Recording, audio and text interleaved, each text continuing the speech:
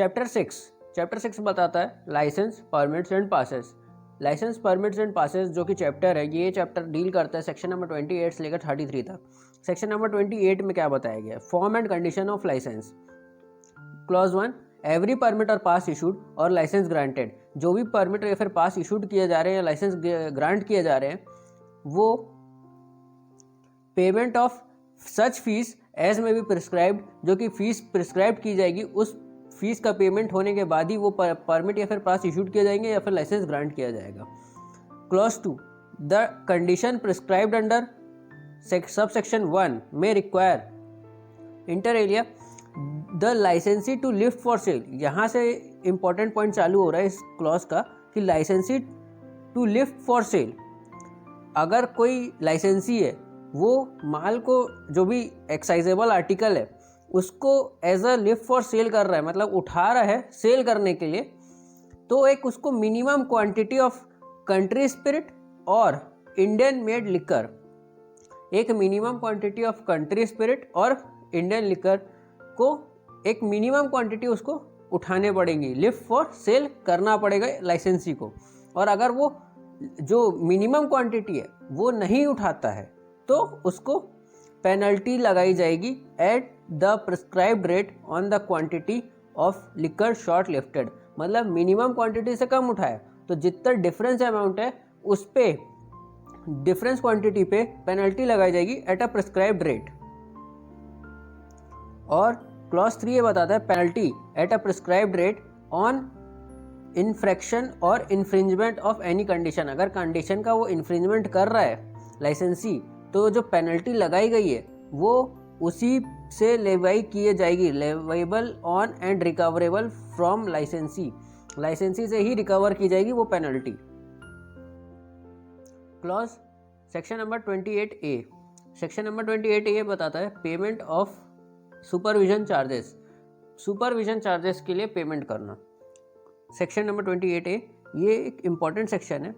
इसमें बताया गया कि state government may bye general या फिर स्पेशल ऑर्डर इन राइटिंग, जो स्टेट गवर्नमेंट है वो जनरल या फिर स्पेशल ऑर्डर जो कि राइटिंग में है, राइटिंग में डायरेक्ट कर रहा है, direct that manufacture, import, export, transport, storage, sale, purchase, uses, collection or cultivation of any intoxicant, denatured spirituous preparation or hemp shall be under the supervision of excise staff.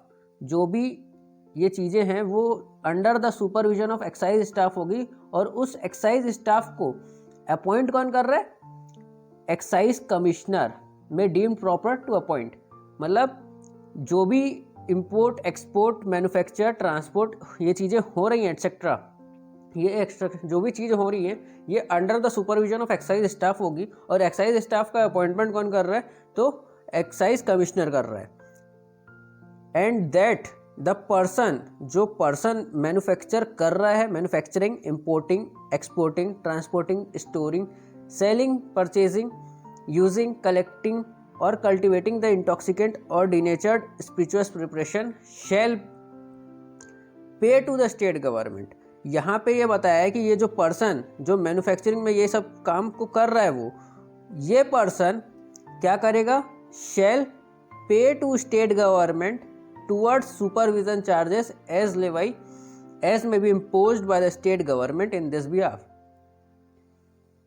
ये person state government को supervision charges pay करेगा, provided that the state government may exempt any class of person or any institution from paying the whole or any part of such levy. मतलब state government चाहे तो exempt कर सकती है किसी भी पर्सन या फिर किसी भी क्लास ऑफ पर्सन को ये जो चार्जेस हैं उनको पे करने से एग्जेम्पशन दिया गया प्रोविजो के, सेक्शन 28 के प्रोविजो में। Section number 29, section number 29 power to take security from licensee. इसके सेक्शन के हेडिंग से समझ में आ जा रहा है कि लाइसेंसी से हम सिक्योरिटी ले रहे हैं। इसके अंदर में दिया हुआ है any authority granting a licence under this act may require the licensee to execute a counterpart agreement in conformity with the tenure of his license। मतलब जो लाइसेंसिंग अथॉरिटी है जो ग्रांट कर रही है लाइसेंस को, वो एक लाइसेंसी से एग्जीक्यूट कराएगी counterpart agreement in conformity, किसके कन्फर्मेशन के लिए, with the tenure of his licence, जो उसका टेन्योर है लाइसेंस का उसको लेके एक एग्रीमेंट एग्जीक्यूट किया जा रहा है। एंड टू गिव सिक्योरिटी, मतलब एंड टू गिव सिक्योरिटी, और उसको उसके लिए सिक्योरिटी भी देनी होगी। फिर आते हैं सेक्शन नंबर 30 में। Section number 30, technical defects, irregularities and omissions. No licence granted under this act shall be deemed to be invalid by reason merely of any technical defect, irregularity, omission in the license or in any proceeding taken prior to the grant thereof। मतलब licence जो है वो invalid नहीं हो जाएगा अगर कोई technical defect, irregularity या ओमिशन हो जाता है लाइसेंस में, तो उस लाइसेंस की वो इनवैलिड नहीं हो जाएगा, वो वैलिड ही रहेगा।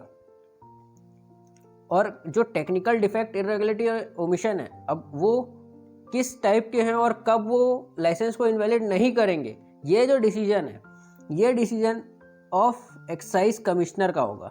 Decision of excise commissioner as to technical defect, irregularity और ओमिशन शैल बी फाइनल। मतलब एक्साइज कमिश्नर का जो भी ये डिसीजन होगा इरेगुलरिटी, टेक्निकल डिफेक्ट और ओमिशन को लेके वो फाइनल होगा।